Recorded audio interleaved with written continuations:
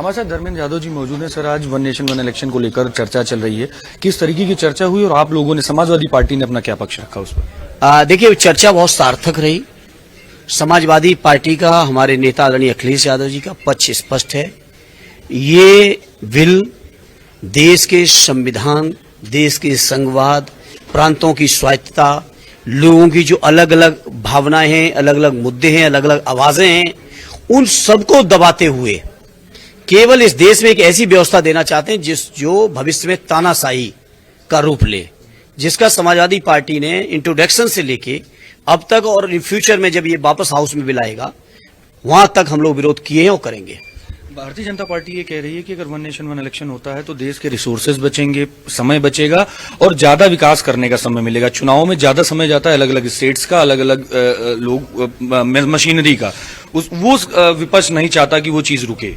विपक्ष ये चाहता है कि जो 16.5 लाख करोड़ देश के किसानों, गरीबों, मजलूमों, देश के टैक्स पेयर्स का जो एक कलम से आपने माफ किया है, विपक्ष चाहता है इसको वसूल के लाइए और देश की अर्थव्यवस्था को दुरुस्त करिए। अगर हम केवल उत्तर प्रदेश की बात करें तो उत्तर प्रदेश सरकार के खजाने से केवल 250 करोड़ अतिरिक्त खर्चा आ रहा है। जहां उत्तर प्रदेश की सरकार रात दिन दावा करती हो कि हमारी 9 लाख से बड़ी इकोनॉमी हो गई है, प्रदेश देश की सबसे बड़ी इकोनॉमी है यूपी की, और 5 साल में अगर एक बार खर्चा करना पड़ा 250 करोड़, तो कौन बड़ी चीज है बताओ? ये केवल बहाना है तानाशाही लाने का।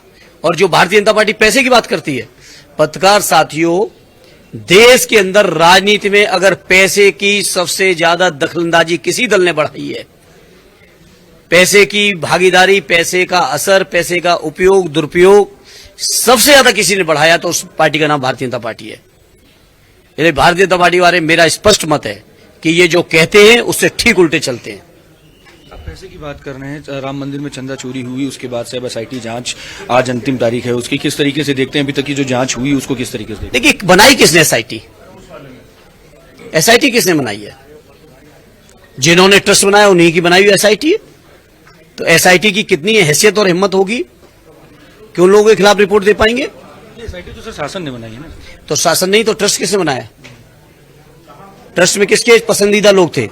क्या ट्रस्ट में संत लोगों की राय थी शामिल? क्या शंकराचार्य लोगों की राय थी शामिल? क्या जो निर्मोही अखाड़ा जो केस लड़ा था भगवान श्री राम की जन्मभूमि को लेकर, क्या उसकी राय थी शामिल? किनकी राय से बनाते ट्रस्ट? उन्हीं की एसआईटी है। क्या होना है आप भी जानते हो। एक अंतिम सवाल है सर, कांग्रेस के सांसद हैं वो ये कह रहे हैं कि जो मुस्लिम समुदाय है वो समाजवादी पार्टी से नाराज है, अगर गठबंधन को किसी की जरूरत है 2027 के लिए तो समाजवादी पार्टी को है, इसको किस तरीके से देखते? देखिए, जो कांग्रेस के सांसद कह रहे हैं इनको तो मैं गंभीरता से न कभी लिया न आगे कभी लूंगा। जिस दिन ये बात कांग्रेस के शीर्ष नेतृत्व के लोग कहेंगे उस दिन हमारे राष्ट्रीय अध्यक्ष जी खुद विचार करेंगे।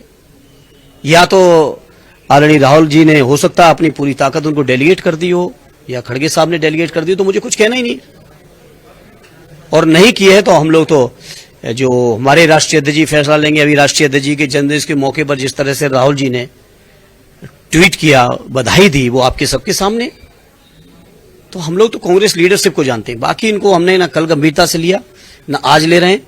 आप सब लोगों के बीच चर्चा का केंद्र बनने के लिए ऊट पटांग बयानबाजी जो ज्यादा करता है मीडिया के लोग उसको ज्यादा स्पेस दे देते हैं।